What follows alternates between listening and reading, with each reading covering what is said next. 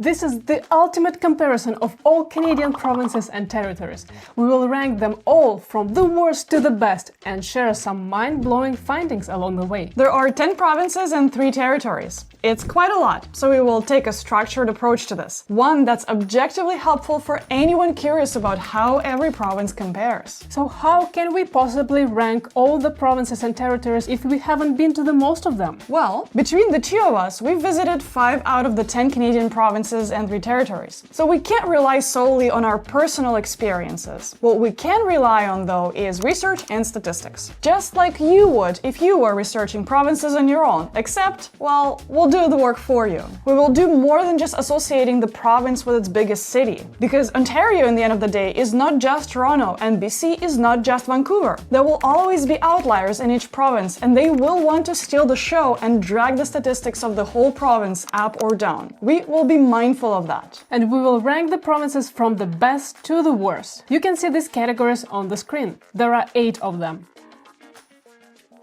We will use a scoring system from 1 to 5. If you take a moment now and click the like button below this video, I will show you how to personalize this table for your own needs. Get ready for some eye-openers along the way. Okay, let's get started.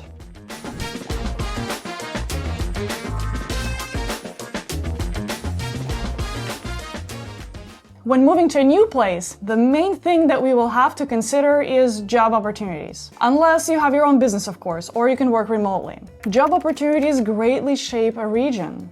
566,000. This is the number of job vacancies in Canada in September 2024. And the job vacancy rate across Canada is at 3.2%. The higher the number, the more jobs are out there up for grabs.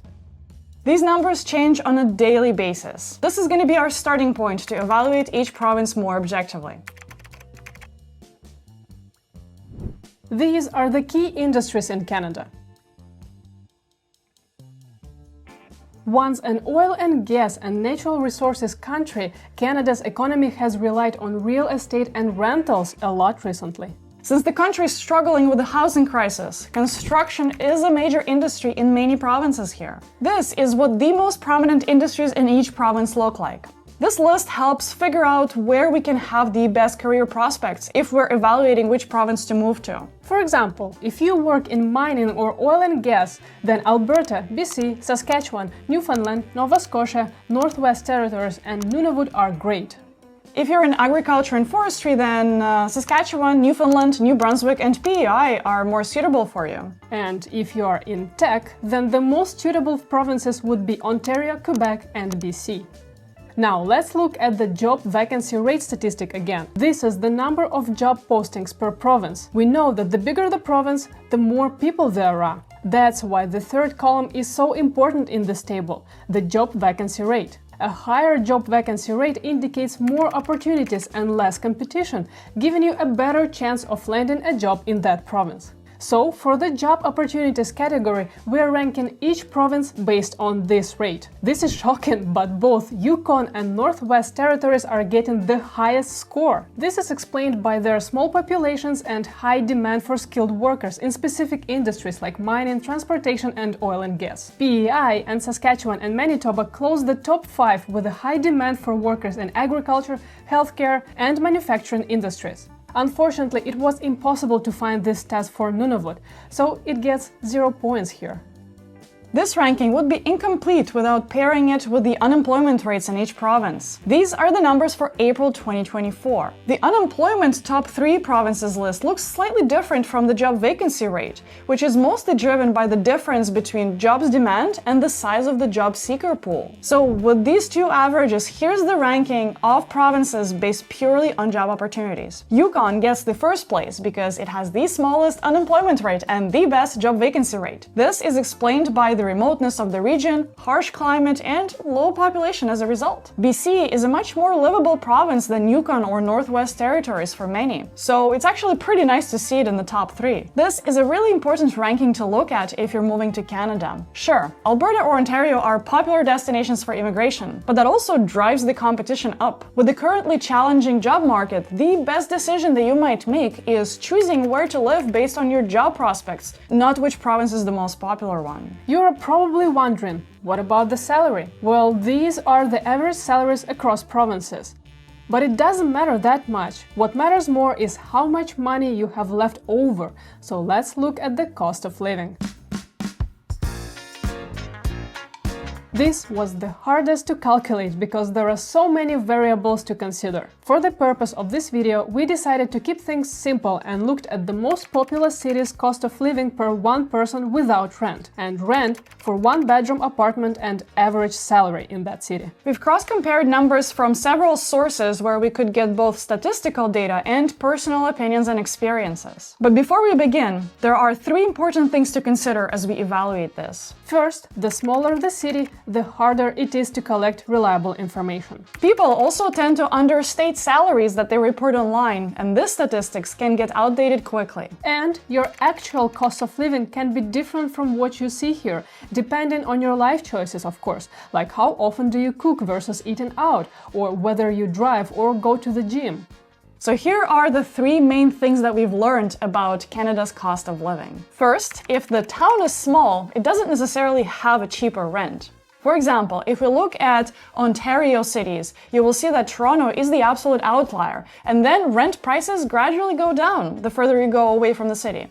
But then there's Oshawa and Barrie and Guelph. Same with Alberta. There is Calgary, but suddenly rent prices in Airdrie and Spruce Grove stand out.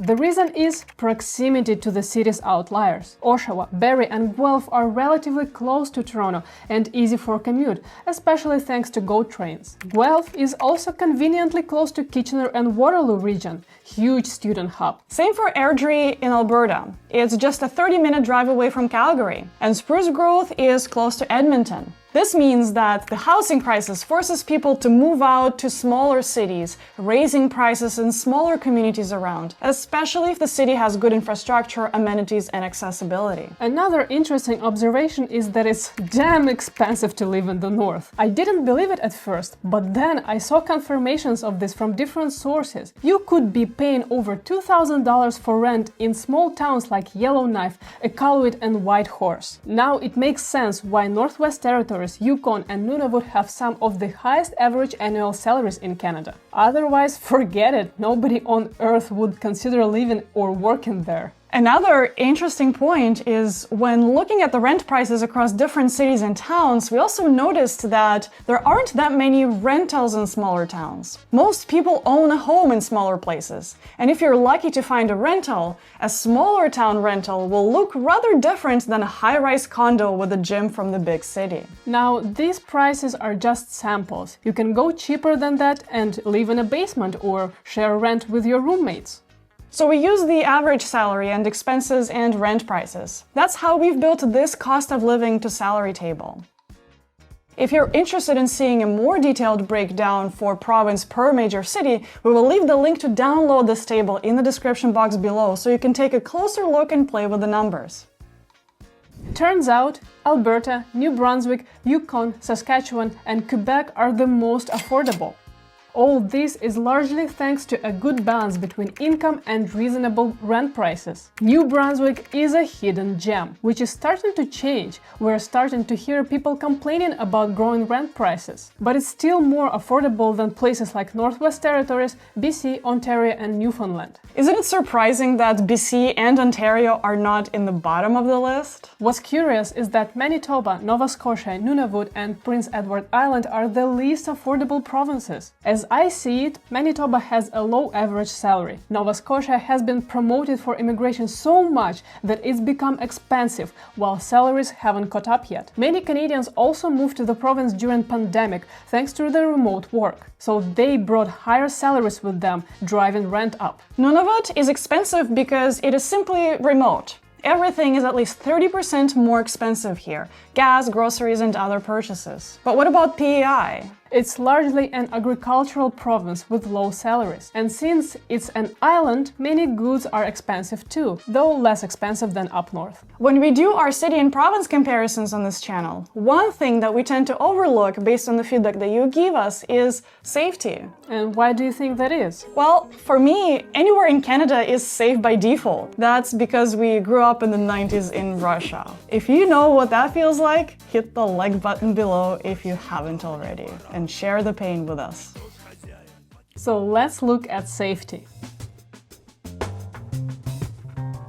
Let's start by looking at the Crime Severity Index. This index includes all criminal code items like traffic violations, drug violations, and federal statutes. The way this index is measured is based on number of crimes and how bad they are. More serious crimes are assigned higher weights, and less serious offenses have lower weights. As a result, more serious offenses have a greater impact on changes in the index. In our case, the lower the index, the safer the province is. Ontario, Quebec, PEI, and Nova Scotia are objectively the safest provinces. I've heard that Prince Edward Island locals used to joke that the most significant crimes on the island involve disputes over lobster fishing or speeding on a scenic rural road. Used to? Yeah, unfortunately, PEI has been struggling with cyber crimes. Huh? Police are trying to keep up with online crimes during the rapid population growth in the province. There is a surge in internet-based crimes, including fraud, harassment, and threats. Stay vigilant out there, guys. Northwest Territories and Nunavut have the worst crime, so they get 1 point in this category. Interestingly, the crime index statistic may look inflated here for these provinces and territories, but it doesn't mean that these places are dangerous. First, smaller communities are simply more likely to report even minor crimes. People know each other, so incidents that might typically go unreported in larger cities, like a minor dispute or theft, are much more likely to be formally reported in smaller communities here. Also, curiously, the colder it is, the more likely people are to drink, which also creates a unique social dynamic. What were you doing on my property? Alcohol-related crimes, for example, make up a significant portion of offenses up north. This ties into broader social and systemic issues like limited access to resources, healthcare, and housing. One of the top reasons for population growth in the cities is presence or prestige of educational institutions. According to the Best Global Universities publication, 17 of Canada's best universities in the list are in Ontario. In fact, half of the top 10 universities belong to Ontario. We recently covered University of Waterloo in our city deep dive into Kitchener, so make sure you check it out.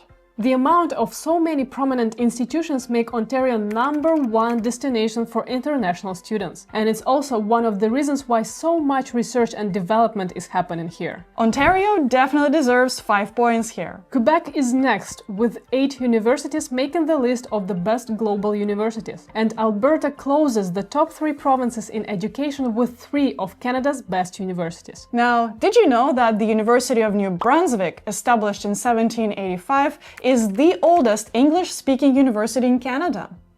There are 2 primary campuses in Fredericton and St. John. The UNB is also a leader in cybersecurity research in Canada, with a dedicated Canadian Institute for Cybersecurity on its Fredericton campus. Maybe they could help PEI with their cybersecurity crimes.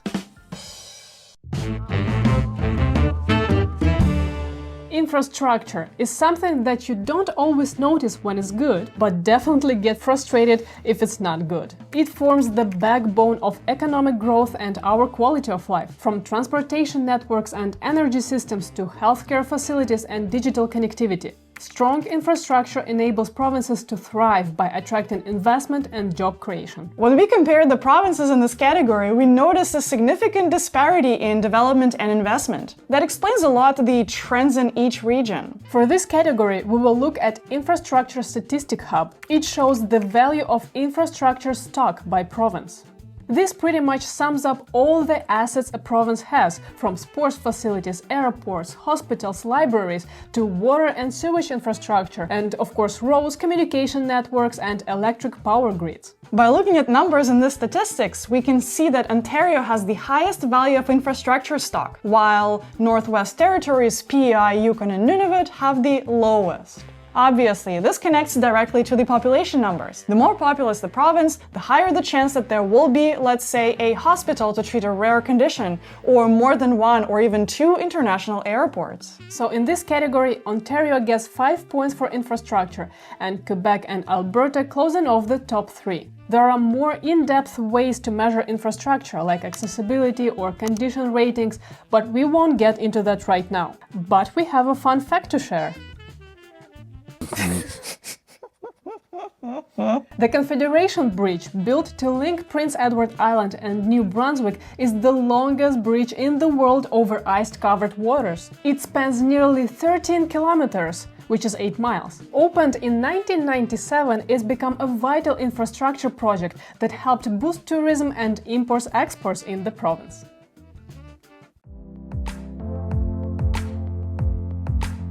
Healthcare in Canada is delivered by each province individually, and that means that the quality of healthcare can differ drastically among provinces. The main healthcare aspect we will look at here is waiting times, which means how long it takes to get the medical attention you need. Just waiting times alone can tell us so much about the province's ability to manage the healthcare access. So let's look at how long it takes for seeing a doctor to get an actual treatment. According to the Fraser Institute report, in Ontario it takes 12.7 weeks to see a specialist after talking to your family doctor, and then 10.9 more weeks to get a treatment after seeing a specialist. These are the median numbers, which means that it's the middle value, where half of the waiting times are shorter and half are longer. In this case, it's providing a much more accurate measure of central tendency than just an average number here, which could be skewed by very long waits, for example. When trying to find the statistic in territories, we couldn't find data on wait times, but we did come across this abstract. Unfortunately, there is nothing on the territorial websites, so basically, Northern Territories don't track the wait time data. We did find this article. It says that the Find a Family Doctor program in Yukon was launched by the territorial government just 2 years ago, and a waitlist to see a family doctor is 2 years. People living in territories share on Reddit that majority are used to going to walk-in clinics instead of seeing a family doctor. Hospitals are understaffed, and sometimes to see a specialist and get a treatment, people are advised to travel to Southern Ontario if you're from Nunavut, or Edmonton if you're from Northwest Territories. So since it's impossible to see wait time statistics in the same way provinces report them, we will give these territories 0 points in this category. Ontario, Quebec, and BC have the most optimal wait times compared to the rest of Canada.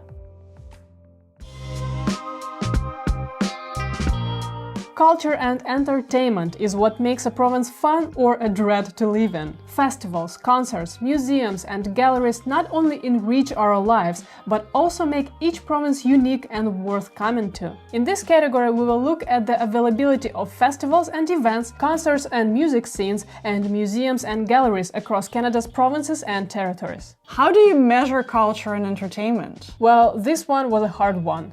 I've spent countless hours counting and listing different festivals in each province and territory. This category is rather straightforward if you don't overcomplicate it, because the level of culture and entertainment is directly tied to the size of the main cities. Larger cities are more interesting to touring artists, sports leagues, and major festivals. That gives provinces like Ontario and Quebec a clear win. That also leaves PEI, Yukon, and Northwest Territories and Nunavut with just 1 point each because nothing ever happens there, aside from the Northern Lights.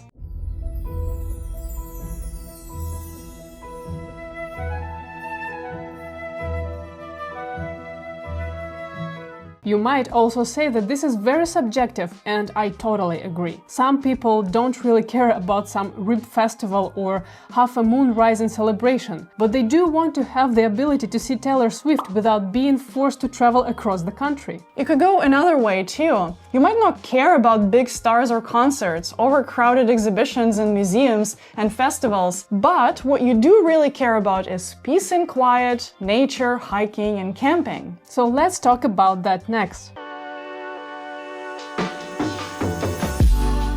Canada's wild nature is one of its most defining features, offering breathtaking landscapes and endless opportunities for outdoor exploration. Each province and territory plays an impressive role in preserving this natural beauty through protected areas such as national and provincial parks, wildlife reserves, and indigenous protected areas. In this category, we will examine the amount of protected territory in each region, highlighting their commitment to safeguarding biodiversity and maintaining spaces where nature thrives. The effort to protect nature for future generations are a lot more important than some Taylor Swift concert. On average, Canada strives to have about 13% of its land protected. Some provinces and territories do better, and some not so much, but are working on reaching at least a 13% goal that's actually set by the Canadian government. This is the percent of protected land area in each province and territory. And wow, Yukon is an absolute winner here with more than 21% of its land and fresh water as a protected territory. Well done, Yukon! Having a small population and a remote location keeps humans with their stinky cars and axes away.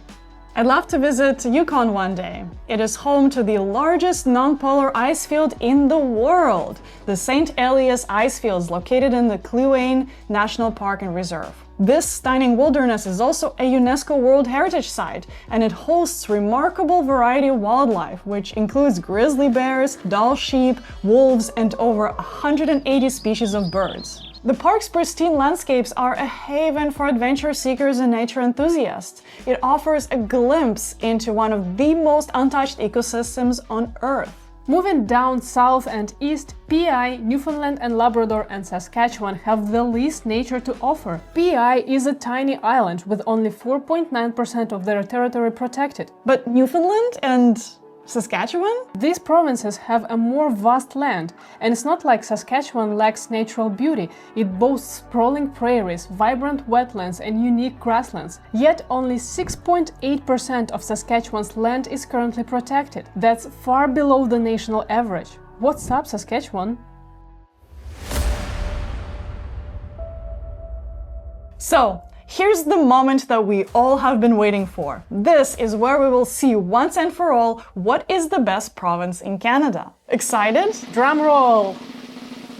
Ta-da!